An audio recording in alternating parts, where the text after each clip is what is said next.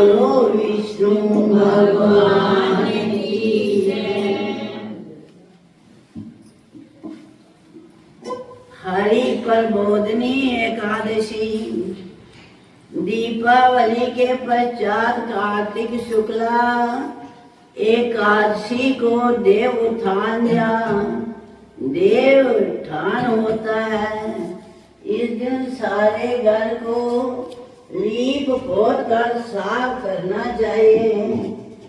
आंगन के बीचों बीच या फिर एक ओखली में गेरू से चित्र बनाकर हुई पूरी पकवान मिष्ठान बेर सिंगारे ऋतु फल और गन्ना उस स्थान पर रख कर एक रात अथवा डलिया से ढक दिया जाता है तथा एक दीपक भी जला दिया जाता है। रात्रि में परिवार के सभी सदस्य देवताओं की भगवान विष्णु सहित पूजा और भजन कीर्तन करते हैं। इसके साथ ही घड़ियाल बजाकर या थाली बजाकर इस प्रकार कहे, उठो देवा बैठो देवा आंगुरिया चटकाओ देवा। कुछ धार्मिक व्यक्ति देव उत्थान के दिन तुलसी और शालग्राम के विवाह का आयोजन भी करते हैं। तुलसी के वृक्ष और शालिग्राम की ये शादी पूरे धूमधाम से उसी प्रकार की जाती है जिस प्रकार सामान्य कन्या का विवाह। जिन दंपतियों के कन्या नहीं है वे तुलसी का विवाह करके कन्यादान का पुण्य प्राप्त करें, ये शास्त्रों की आज्ञा है। नारद जी ने जगत पिता ब्रह्मा जी से पूछा, हे पिता मैं कार्तिक के शुक्ल पक्ष की एकादशी को भगवान विष्णु 4 मास के शयन के पश्चात उठते हैं। इस एकादशी का क्या नाम व्रत विधान तथा महत्व है?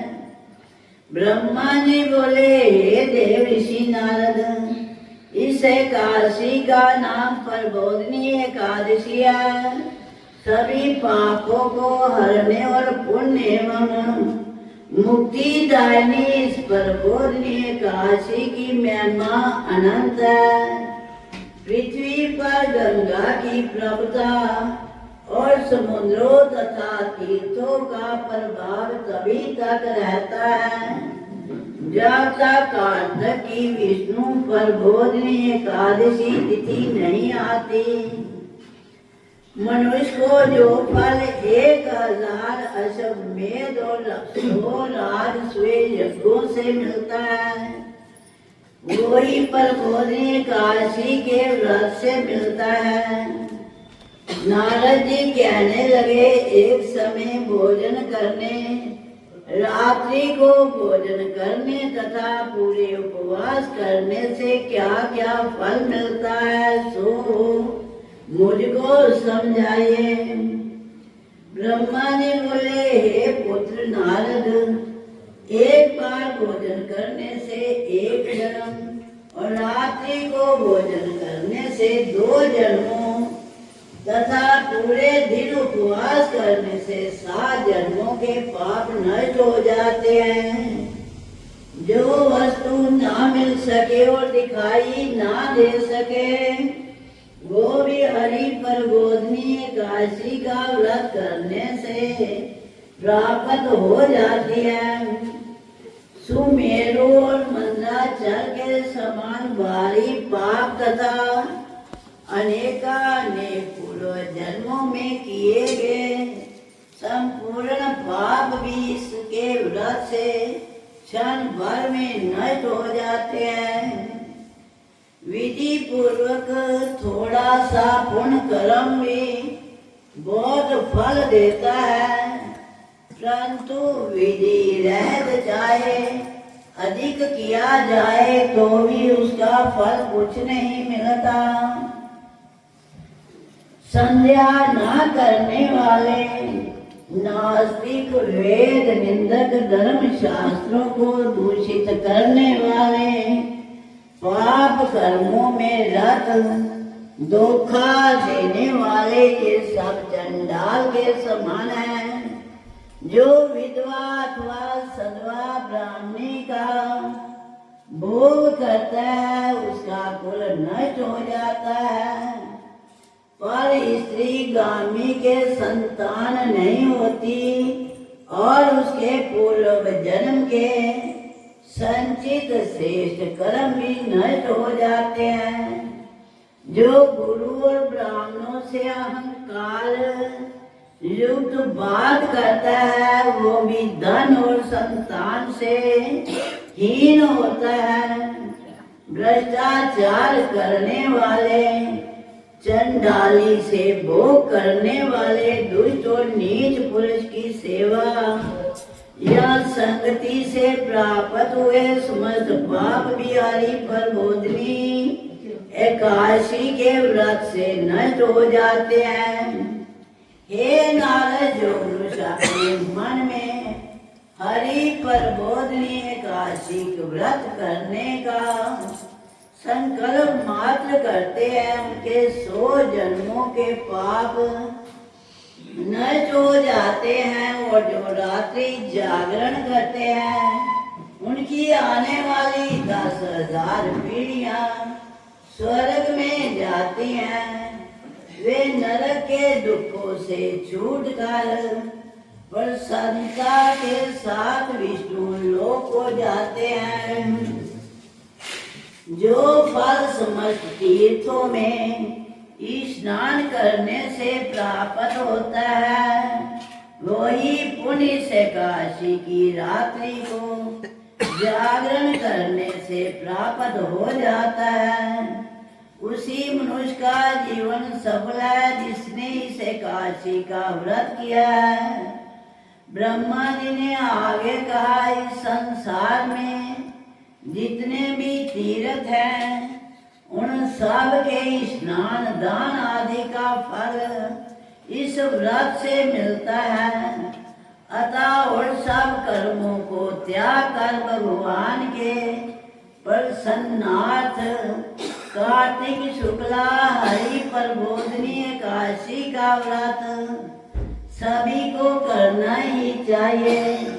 कोई ज्ञानी तपस्वी तथा जितेंद्रिय है और उसी को भोग तथा मोक्ष प्राप्त होता है। जो हरि प्रबोधिनी एकादशी का व्रत करता है, जिसने एक बार भी इसका व्रत किया है वही मोक्ष का अधिकारी हो जाता है। मन कर्म वचन तीनों प्रकार के पाप इस रात्रि को केवल जागरण मात्र से नष्ट हो जाते हैं। हरि प्रबोधिनी के दिन जो पुरुष भगवान के प्रसन्नार्थ स्नान दान यज्ञ आदि करते हैं वे अच्छे पुण्य को प्राप्त होते हैं। इस एकादशी का व्रत करने मात्र से मनुष्य के बचपन, यौवन और वृद्ध अवस्था में किए हुए संपूर्ण पाप नष्ट हो जाते हैं। इस रात्रि में जागरण करने का फल चंद्र ग्रहण अथवा सूरज ग्रहण के समय पुष्कर में स्नान करने से 1000 गुना अधिक है। जो मनुष्य प्रबोधिनी एकादशी का व्रत नहीं करते उनके सब पुण्य व्यर्थ हैं। अतः हे नारद, तुमको भी विधि पूर्वक यत्न के साथ इस व्रत को अवश्य करना चाहिए। कार्तिक के पूरे मास में धर्म परायण होकर जो व्यक्ति अन्न नहीं खाते उन्हें चंद्रायन व्रत का फल मिलता है।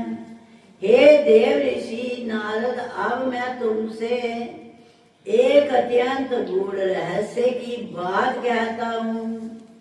कार्तिक मास में भगवान दान आदि से उतने प्रसन्न नहीं होते जितने श्रद्धा पूर्वक शास्त्रों की कथा सुनने से होते हैं।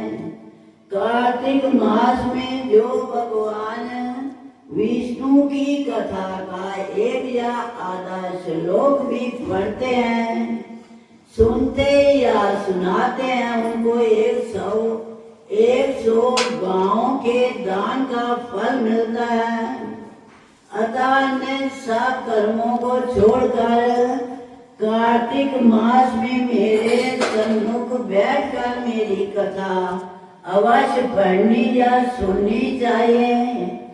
इस मास में शास्त्रों की कथा कहने और सुनने से 10,000 यज्ञों का फल मिलता है और साथ ही सब पाप भी नष्ट हो जाते हैं। जो नियम पूर्वक हरि कथा सुनते हैं वे 1000 गौदान का फल पाते हैं। विष्णु के जागने के दिन जो भगवान की कथा सुनते हैं वे 7 द्वीपों समेत पृथ्वी के दान करने का फल पाते हैं। जो मनुष्य भगवान की कथा सुनने के पश्चात वाचक को अपनी सामर्थ्य अनुसार दक्षिणा देते हैं, उनको सनातन लोक मिलता है। ब्रह्मा जी के ये वचन सुनकर नारद जी ने कहा, हे भगवान हरि, प्रभु ने एकादशी के व्रत की विधि तथा महात्म विस्तार पूर्वक समझा कर कहिए। ब्रह्मा जी कहने लगे, ब्रह्म मुहूर्त में 2 घड़ी रात्रि शेष रहते उठकर शौच आदि से निवृत्त होकर दंत धावन आदि करके नदी, तालाब, कुआं, बावड़ी या घर में जैसा भी संभव हो स्नान आदि करें। फिर भगवान की पूजा करके कथा सुने और व्रत का नियम ग्रहण करे। भगवान से विनय करे, हे प्रभु, आज निराहार रहकर व्रत करूंगा, दूसरे दिन द्वादशी को भोजन करूंगा, अतएव आप मेरी रक्षा कीजिए। तत्पश्चात भक्ति व भाव से व्रत करे तथा रात्रि को भगवान के आगे जागरण, नृत्य, गीत आदि करने चाहिए। प्रबोधनी एकादशी को कृपणता त्याग कर पुष्पों, फलों, अगर धूप, दीप, नैवेद्य आदि से भगवान का पूजन करना चाहिए।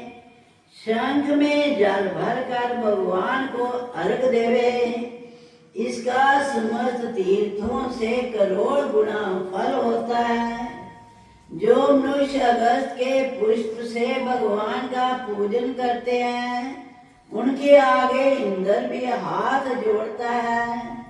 कार्तिक मास में बिल्वपत्र से भगवान का पूजन करने से मुक्ति प्राप्त होती है। कार्तिक मास में तुलसी से भगवान का पूजन करने वालों के 10,000 जन्मों के पाप नष्ट हो जाते हैं। तुलसी का दर्शन, स्पर्श, नमस्कार, स्तुति, रोपण,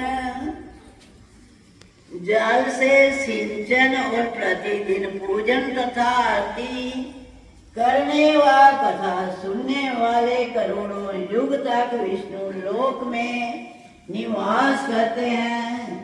जो तुलसी का पौधा लगाते हैं उनके कुटुंब में उत्पन्न होने वाले प्रलय काल तक विष्णु लोक में निवास करते हैं।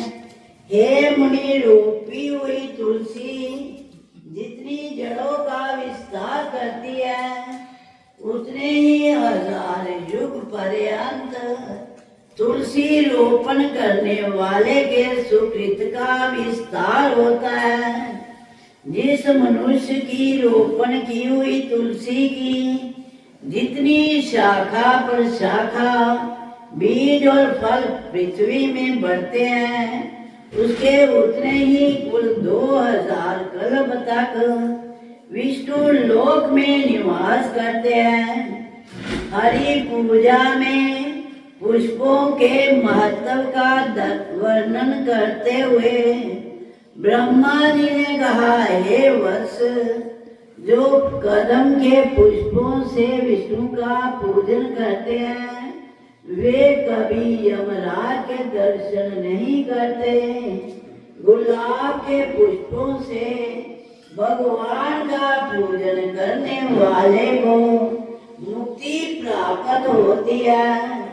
जो बकुल और अशोक के फूलों से भगवान का पूजन करते हैं वे सूर्य और चंद्रमा के रहने तक किसी प्रकार का शोक नहीं पाते। जो मनुष्य सफेद या लाल कनेर के फूलों से भगवान का पूजन करते हैं उन पर भगवान अत्यंत प्रसन्न रहते हैं। वे करोड़ों गौओं के दान का फल पाते हैं। जो